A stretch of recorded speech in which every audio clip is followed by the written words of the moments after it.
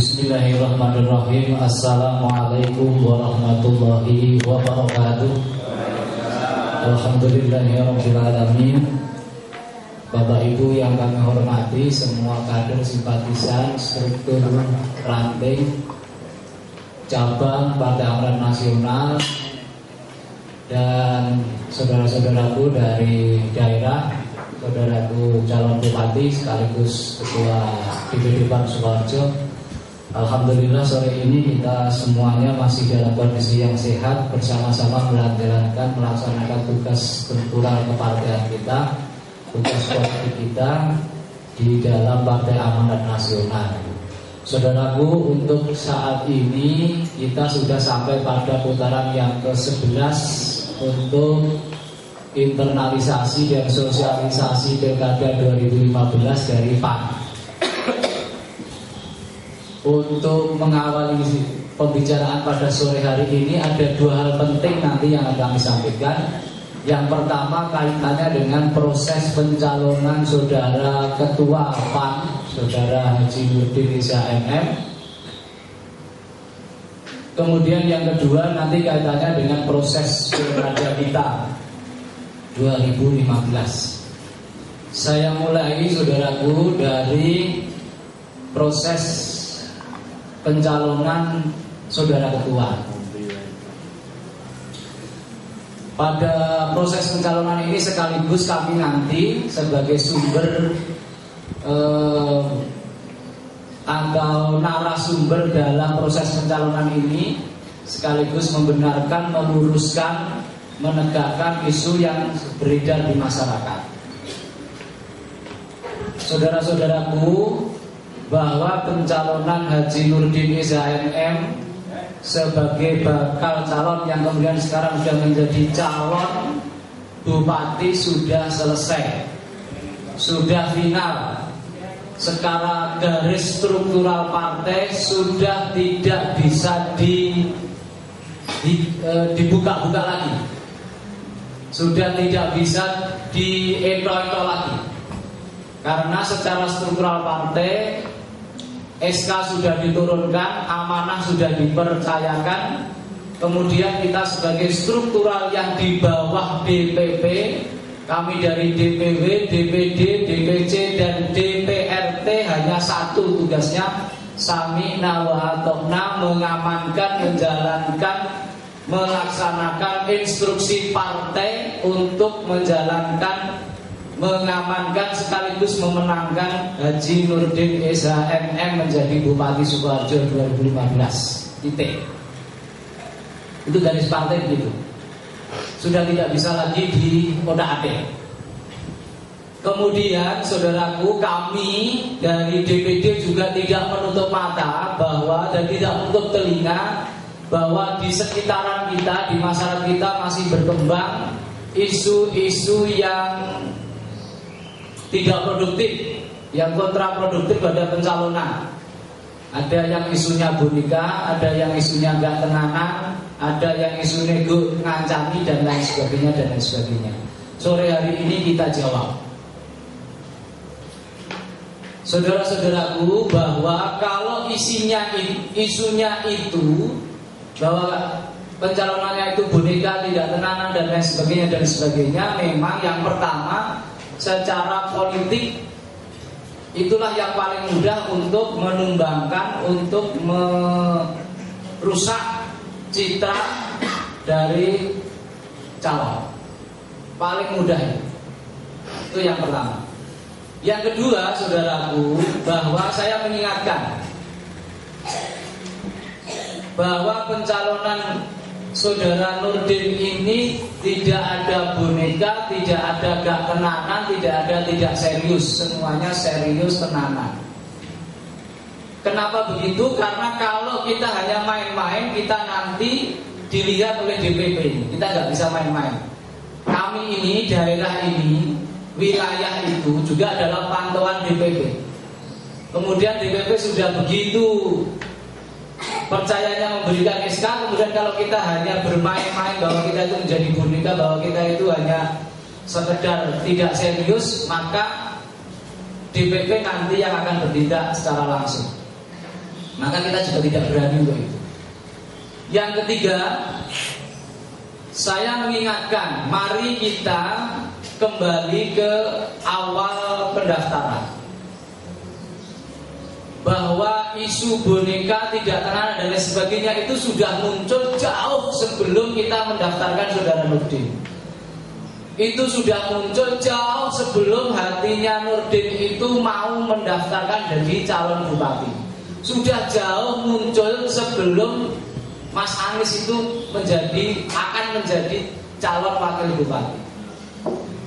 Saya hanya mengingatkan, nanti dibuka kembali. Dan itu kebetulan datanya ada. Yang pertama, isu boneka itu muncul itu ketika kita itu baru akan membuat koalisi, baru WCR. Saat itu kita baru berhubungan dengan Partai Golkar. Baru berhubungan, artinya baru itu membuka komunikasi, kebetulan sudah dicuatkan di media massa. Saat itu kita langsung dihantam kanan kiri atas bawah, sudah gak bisa-bisan, kemudian dijudge bahwa kalau PAN dengan Golkar maka itu boneka. Sudah begitu. Kalau tidak percaya jangan lihat di Solo Pos. Nanti dicari pada masa-masa itu. Saya masih ingat betul itu. Nah, itulah sebenarnya saya kemudian berpikir apa ini ya salah satu kemudahan dalam kami menjawab begitu. Karena memang akhirnya menjadi seperti itu. Pokoknya nek sing jenenge Golkar karo PAN iku sida koalisi mesti ini boneka. Wis ora kena ora. Padahal saat itu kemudian teman-teman PKB, Demokrat itu belum bergabung dengan kita. Demokrat itu masih bergabung dengan koalisi yang satunya, PKB masih mencalonkan diri di PDIP kayak begitu. Itu saja kita sudah digebuki kalau untuk seperti itu. Itu pertama. Jadi memang sudah dimunculkan dari awal. Yang kedua, ketika kita tidak jadi secara institusional berkoalisi dengan Golkar kemudian menjadi pendukungnya PDIP, kemudian Demokrat ke kita, PKB ke kita, apa berhenti tuduhan boneka dan tidak serius itu? Tidak, tetap kita diisukan boneka. Padahal kita tidak jadi dengan Golkar. Golkar masih dua koalisi dengan kita, Golkar malah jadi pendukungnya PDIP, walaupun kita sekarang masih berteman baik dengan teman-teman Golkar itu. Justru sekarang itu kita koalisinya dengan Demokrat dan dengan PKB. Apa tidak dianggap boneka? Masih lagi kita itu dianggap boneka. Tetapi yang diserang bukan institusinya, bukan PAN dan Golkarnya lagi. Yang diserang apanya? Yang diserang adalah pribadinya Nurdin. Saat itu yang muncul apa? Yang muncul setelah ini kita kemudian punya koalisi mantep, mencalonkan diri. Kemudian yang muncul isunya bahwa Nurdin itu menjadi komisaris Bank Pasar karena Wardoyo. Pribadinya kan yang diserang, sehingga dia boneka. Padahal yang namanya menjadi komisaris Bank Pasar itu nggak main-main. Saudaraku Nurdin ini 3 bulan mengalami fit and proper test di OJK dan berbiaya juga gitu. Artinya sekarang itu kalau kita paham perbankan kan bukan kuasanya bupati, tapi sudah miliknya OJK kalau sekarang itu. Tapi kan orang nggak mau tahu, ngertinya pokoknya nek jenenge Bank Pasar, boleh pasar itu ya boleh bupati ini. Kuwi nek bupati saiki Nurdin dadi komisaris Bank Pasar, berarti kuwi atas jasanya bupati ini. Kuwi yo boneka. Padahal ketika kita mendaftarkan saudara Nurdin itu sudah keluar lebih dulu. Beliau itu hanya menjabat komisaris Bank Pasar dengan begitu susah payahnya menjabat 2 minggu. Belum digaji ya. Itu bisa dilihat di media massa juga, Mas. Saya pegang surat pengunduran dirinya. Jadi ketika institusinya nggak mempan, tidak jadi, kemudian pribadinya yang diserang. Oke, Bank Pasar selesai. Apakah kemudian ketika Bank Pasar itu selesai, kemudian tidak diisukan jadi boneka lagi? Masih diisukan lagi. Bank Pasar sudah selesai. Ternyata kita bisa menyelesaikan Bangpasa kita tunjukkan bahwa kita tidak boneka, masih juga diserang. Diserang apanya? Pribadinya Nurdin lagi. Apanya? Ketemanan Nurdin dengan Wartoyo. Lah kan yang namanya orang berteman dari zaman dulu sampai dengan sekarang kan masih boleh. Jangankan kita itu bersaing dalam artian pilkada. Itu sesuatu hal yang absah dan tidak ada masalah. Berteman kemudian mencalonkan masing-masing, orang partainya beda-beda. Kan kita tidak boleh kemudian kita menjadi orang partai, beda partai, kemudian kita meninggalkan pertemanan, kan tidak bisa. Kan tidak boleh begitu. Saya itu orang PAN, tapi teman-teman saya orang PDI, orang PKB itu banyak. Nah ini yang diserang kemudian itu lagi. Nurdin pleke karo Wartoyo jelas wis bonekane. Yang diserang individunya lagi. Tapi kemudian kita juga berhasil lagi. Apa kita tidak dikatakan boneka? Masih dikatakan boneka lagi. Yang diserang apanya? Yang diserang tetap pribadinya lagi. Dan sampai sekarang isu boneka itu masih dilanggengkan oleh mereka. Supaya apa? Lebih mudah untuk menginjak kita, pergerakan kita. Jadi supaya kita ini orang-orang yang internal kita wis melemah dulu, wis koyo ngene berarti ngene, internal kita, struktural kita kemudian jadi tidak semangat. Nah, ini maka saya sampaikan pada panjenengan, kami sebagai sumber, sebagai narasumber untuk menjelaskan tentang itu. Kalau ini sudah saya jelaskan, sudah dijelaskan oleh Pak Nurdin dari partai, dari institusi, dari pribadi, bahwa yang namanya pencalonan saudara Nurdin jauh dari itu semuanya.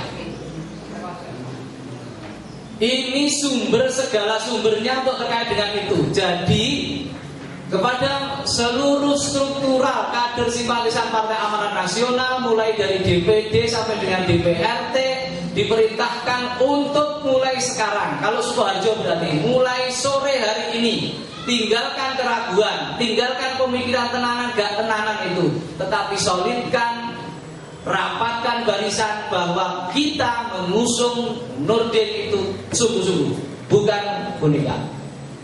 Kalau masih ada suara bagaimana Pak? Biarkan suara itu tetap berjalan. Tetapi kita sebagai orang struktural, kita sebagai orang partai lurus. Dan ini sebagai sumbernya. Nek panjenengan sebagai struktural kami, kemudian kami sudah menjelaskan abadanya tidak percaya, ya saya serahkan ke Allahu a'lam bishawab. Gitu. Tetapi ini secara internal partai sudah kami jelaskan pada panjenengan. Jadi kalau misalnya masih ada di mana misalnya ada semacam ini, silahkan kok didengarkan saja. Kalau misalnya dijawab seperti yang kami sampaikan tadi, diajak melihat media massa, diajak konteksnya sekarang. Kalau misalnya masih ngeyel, ya sudah biarkan dulu, nggak apa-apa. Kita tidak perlu. Kita ini PAN itu diajari oleh Pak Zulkifli untuk berpolitik teduh, tidak berpolitik gaduh. Ini pertama.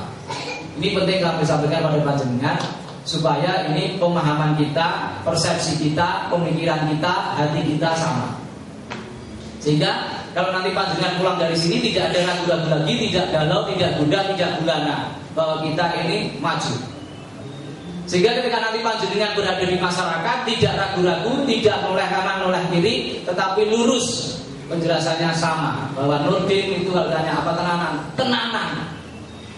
Kalau ada semacam ini, ya biarkan. Kalau misalnya bisa dijawab tadi. Kita itu sudah diinjak-injak, diantemi ngalor ngidul, di bal-balan ngalor ngidul. Sejak kita itu baru akan menciptakan koalisi aja kita sudah begitu. Dan itulah politik seperti itu. Itu yang pertama, proses mencalonkan saudara Nurdin. Sehingga saudara-saudaraku, sekali lagi saya mengajak, yang pertama, mari secara struktural partai, secara kepartaian, saya mengajak untuk merapatkan barisan. Jangan oleh ngiwonengen, kuatkan barisan. Kemudian rapikan, satukan struktural kita. Urusi struktural kita. Ini tugas kita yang utama. Kencangkan struktural kita. Kuatkan struktural kita untuk masalah pilkada. Ini yang pertama. Yang kedua, perlu saya sampaikan kaitannya dengan proses pilkada. Saudara-saudaraku, bahwa proses pilkada di Kabupaten Sukoharjo yang menggunakan pola serentak ini memang ada perbedaan secara prinsip.